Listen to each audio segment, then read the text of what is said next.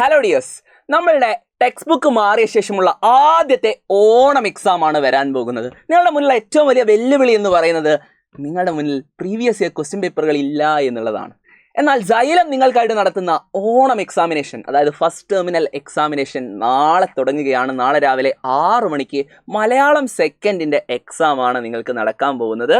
അതിൽ തന്നെ ചെറിയ ഒരു ചേഞ്ച് ഉണ്ടായിട്ടുണ്ട്.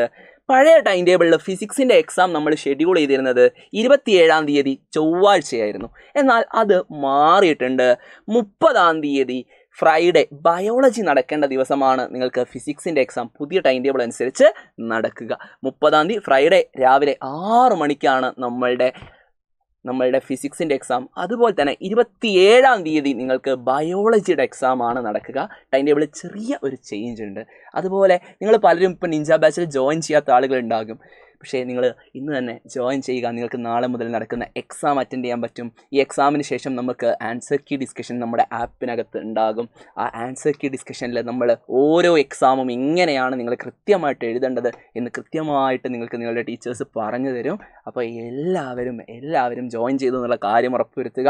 ആപ്പിലുള്ള ക്ലാസ്സുകളെല്ലാം കണ്ടുകൊണ്ട്, ആപ്പിലുള്ള സ്ലൈഡുകളെല്ലാം റിവൈസ് ചെയ്തുകൊണ്ട്, പേളിലുള്ള വീഡിയോസൊക്കെ കണ്ടുകൊണ്ട് നിങ്ങൾ നന്നായിട്ട് പഠിച്ച് എക്സാം എഴുതുക.